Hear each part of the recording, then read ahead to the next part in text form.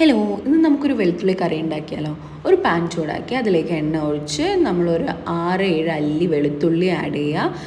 പിന്നെ 1 ടീസ്പൂൺ ജീരകം, 1 ടീസ്പൂൺ കുരുമുളക്, പിന്നെ 1 ടീസ്പൂൺ ഉലുവ, പിന്നെ ഒരു 4 അല്ലെങ്കിൽ 5 ചെറിയുള്ളി, പിന്നെ കുറച്ച് കറിവേപ്പില. ഇതൊക്കെ കൂടെ ആഡ് ചെയ്തിട്ട് നന്നായിട്ടൊന്ന് ചൂടാക്കിയെടുക്കുക.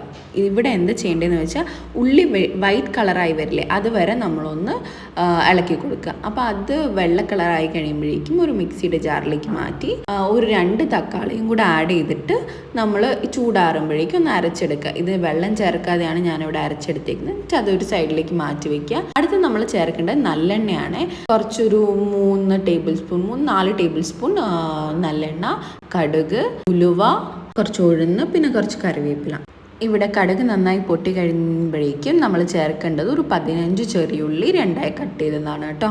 എന്നിട്ട് അത് നന്നായിട്ടൊന്ന് ഇളക്കുക. ഈ സമയത്ത് ഉപ്പും കൂടെ ചേർത്താൽ പെട്ടെന്ന് നമ്മുടെ ചെറിയുള്ളി ഒന്ന് വഴണ്ടി കിട്ടും. അടുത്തത് നമ്മൾ ചേർക്കേണ്ടത് വെളുത്തുള്ളിയാണ്. അതായത് 2 വെളുത്തുള്ളിയുടെ ഫുൾ അല്ലിയാണ് നമ്മളിവിടെ ചേർക്കേണ്ടത്. അപ്പോൾ അതും ചേർത്തിട്ട് ഇവിടെ ഉള്ളി നന്നായി വൈറ്റ് കളറാവുന്നവരെ നമ്മളൊന്ന് ഇളക്കി കൊടുക്കുക. അത് കഴിയുമ്പം 1 ടേബിൾ സ്പൂൺ കാശ്മീരി മുളകും, 1 ടേബിൾ സ്പൂൺ മല്ലിപ്പൊടിയും, പിന്നെ ഒരു 1/4 ടീസ്പൂൺ മഞ്ഞൾപ്പൊടിയും കൂടെ ചേർത്ത് ഇതിൻ്റെയൊക്കെ പച്ചമണം മാറുന്നത് വരെ നമ്മൾ ഈ എണ്ണയിലൊന്ന് നന്നായിട്ടൊന്ന് മിക്സ് ചെയ്തെടുക്കുക. അപ്പം ഈ പച്ചമണം മാറി കഴിയുമ്പോഴേക്കും ഇനി നമ്മൾ ചേർക്കേണ്ടത് നമ്മൾ നേരത്തെ അരച്ച് മാറ്റി വെച്ചേക്കുന്ന പേസ്റ്റ് ഉണ്ടല്ലോ, ആ പേസ്റ്റ് എടുത്തിട്ട് കറിയിലേക്ക് ചേർത്ത് കൊടുക്കാം. ഇനി ഈ പേസ്റ്റും കൂടെ ചേർത്തിട്ട് നന്നായിട്ടൊന്ന് ഇളക്കി മിക്സ് ചെയ്ത് അത് ഒന്ന് എണ്ണ തെളിഞ്ഞ് വരുന്നത് വരെ നമ്മളൊന്ന് കുക്ക് ചെയ്തെടുക്കണം.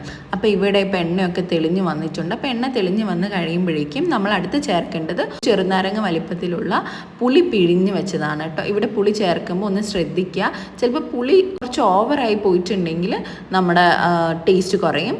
ഇനി നമുക്ക് കറിയിലേക്ക് ആവശ്യമായിട്ടുള്ള വെള്ളമാണ് ചേർക്കേണ്ടത്. ഇവിടെ വെള്ളം ചേർക്കുമ്പം ലൈറ്റ് ചൂടുവെള്ളം ചേർക്കാൻ ശ്രദ്ധിക്കുക.